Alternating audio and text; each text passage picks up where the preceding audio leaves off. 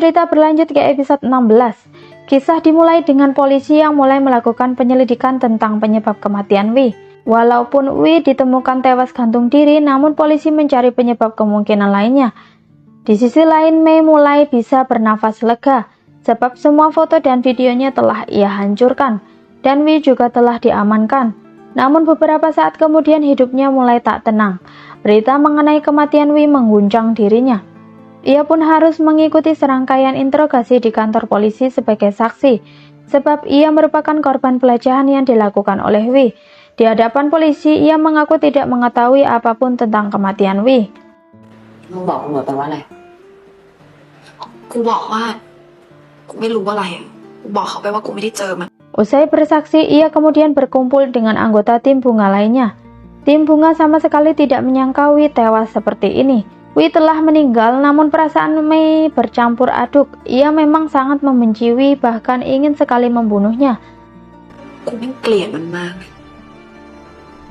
กูยอมรับนะว่ากูอยากฆ่ามัน Akan tetapi ia juga merasa tidak senang atas kematian Wi yang secara tidak langsung meninggal karena dirinya. Ia pun berpikir mungkin ia tidak diizinkan bahagia di dalam kehidupannya. Wan berusaha menenangkannya dengan mengatakan bahwa Mei tidaklah seorang diri. Apapun yang terjadi, Mei akan selalu memiliki mereka semuanya. Min lalu menyeret Saras untuk berbicara empat mata. Ia mengajak Saras untuk menyerahkan diri ke polisi. Ia merasa bahwa mereka semua telah melakukan kesalahan yang sama seperti yang mereka lakukan pada Pal dulu. Rahasia kematian Pal masih menghantui hidup mereka. Mereka juga diliputi rasa bersalah akan hal itu. Maka dari itu, seberapapun hukuman yang mereka jalani nantinya, setidaknya mereka tidak akan dihantui oleh rasa bersalah atas kematian Wi. แต่ว่าโทษมันจะลดหรือเปล่าแต่อย่างน้อยมันก็จะชำระบาปในใจของเราได้นะ Mempertimbangkan kondisi Mei yang saat ini belum stabil, Saras mengaku bahwa mereka belum siap jika harus menyerahkan diri secepatnya. Akan tetapi ia akan memikirkan saran tersebut. กูเข้าใจอ่ะแต่กูว่าตอนนี้เรายังไม่พร้อมโดยเฉพาะอีเมย์ Singkat cerita, tim bunga hendak pulang. Saras menghentikan langkah para sahabatnya. Ia mengundang para sahabatnya dalam grup chat seperti dulu. Saras membuat semua sahabatnya berjanji agar tidak meninggalkan grup chat tersebut dan tidak ada rahasia di antara mereka semuanya. เนี่ยจะไม่มีใครออกจากกลุ่มนี้ได้อีกรู้พร้อมกันรู้เท่ากันไม่มีความลับกัน Bersatunya para sahabatnya membuat Saras begitu bahagia hingga membuat Trem menyadari betapa bahagianya pacarnya itu. Dengan tatapan sedih, Trem ingin mengatakan sesuatu yang amat mengganjal di hatinya. Namun ia takut yang dikatakannya akan merusak hari bahagia Saras. Saat Saras mendesak Trem untuk segera mengatakannya, ponsel Saras tiba-tiba berdering. Ia mendapat telepon mengenai kondisi ibunya yang memburuk. Nyaris saja ia keceplosan menyebut ibunya lah yang sedang sakit. ญาติฉันนะคะเขาอาการไม่ค่อยดีฉันต้องรีบไปดู Trem memohon agar ikut bersama Saras. Ia ingin mengenal lebih jauh tentang Saras atau Krista dan keluarganya. Di sini Saras belum mengetahui jika identitas dirinya telah diketahui oleh Trem. Jadi Saras melarangnya ikut. Ia pun pergi seorang diri ke rumah neneknya. Sesampainya di sana tubuh ibunya sudah terbujur kaku. Ibunya telah meninggal dunia.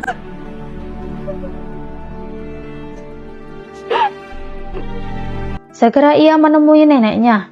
Ia berniat mengadakan pemakaman sendiri untuk ibunya. Neneknya langsung melarangnya. Saras menyesali keputusannya selama ini yang selalu menuruti perintah neneknya dan membiarkan ibunya meninggal dalam kesendiriannya. Mendengar perkataan Saras yang membantahnya membuat sang nenek sangat marah. Ia menyebut Saras tidak bersyukur. ฉันเลี้ยงแกมาตั้งแต่เด็กๆนะเชื่อแกจะก็ต้องให้แม่แกฉันก็ดูแลมาแกนี่กับคุณกล้าพูดกับฉันแบบนี้เหรอ Saras mulai muak dengan neneknya yang selalu mengungkit tentang utang balas budi padanya. Andai saja semasa hidup ibunya diizinkan melakukan pengobatan di rumah sakit, mungkin ibunya tidak akan meninggal seperti ini. Neneknya tidak mengizinkannya sebab takut rahasia anaknya yang memiliki simpanan seorang pembantu diketahui oleh publik. Setelah perdebatan yang panjang, Saras dengan berani menentang keputusan neneknya dengan tetap melaksanakan pemakaman yang besar dan indah untuk ibunya. การเองค่ะหนูจะจัดให้มันสวยๆให้มันยิ่งใหญ่ Saras pulang ke apartemennya dengan memendam perasaan sedihnya. Di sana Trem telah menunggunya dengan raut wajah yang sedih. Trump masih bersabar menunggu Saras mengungkap identitasnya sendiri dengan jujur. Ia memohon agar ikut hadir di acara pemakaman yang Saras akui sebagai kerabatnya.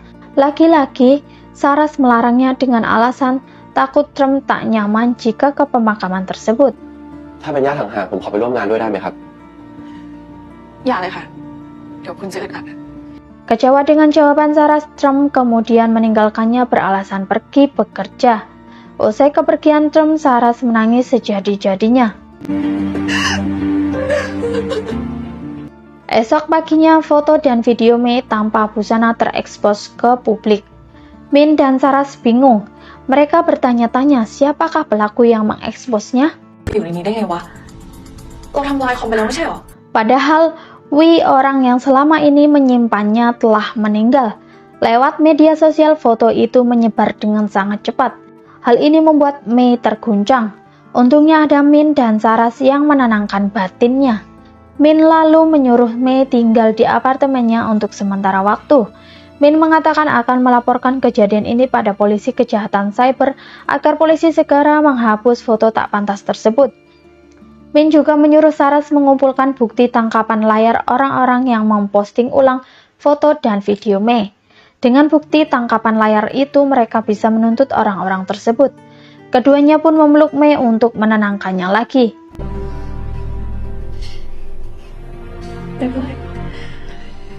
Tidak hanya foto dan video Mei yang terekspos, file rahasia perusahaan Wanwan juga terekspos dalam kurun waktu yang hampir bersamaan.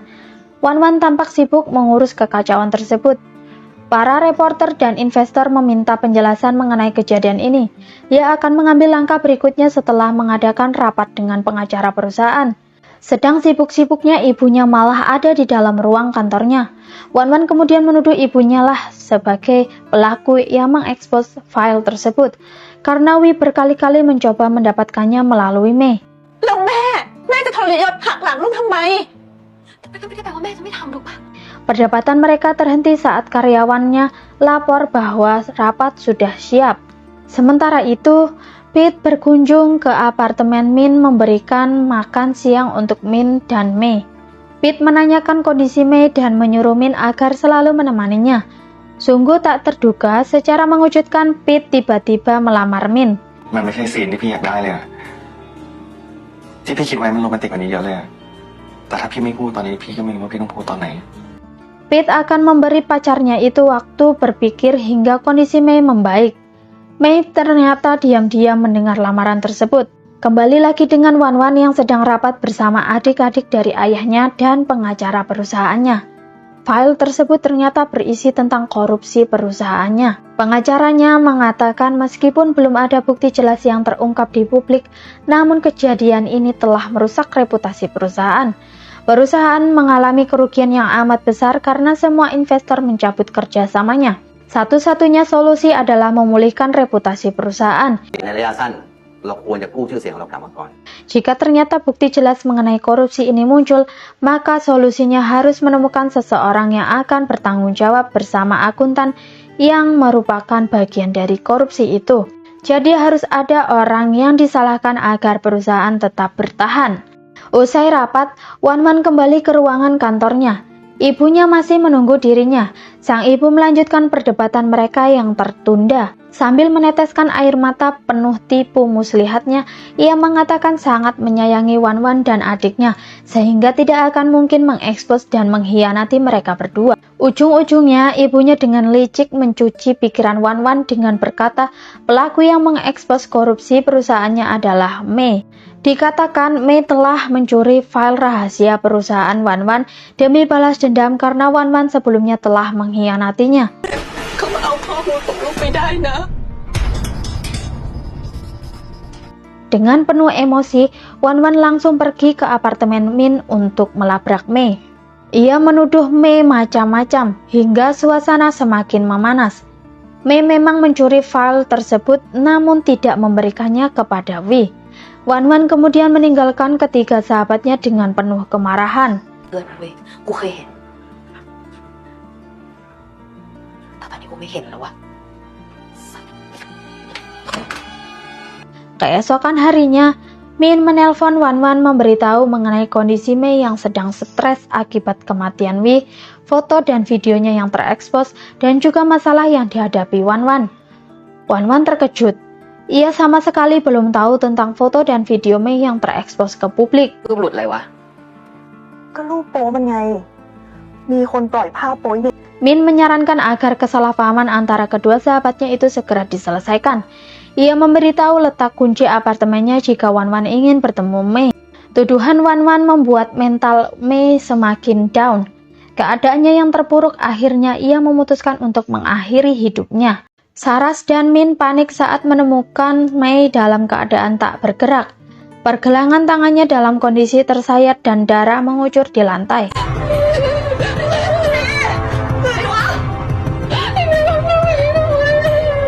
Adapun Wan Wan terbangun setelah mabuk berat.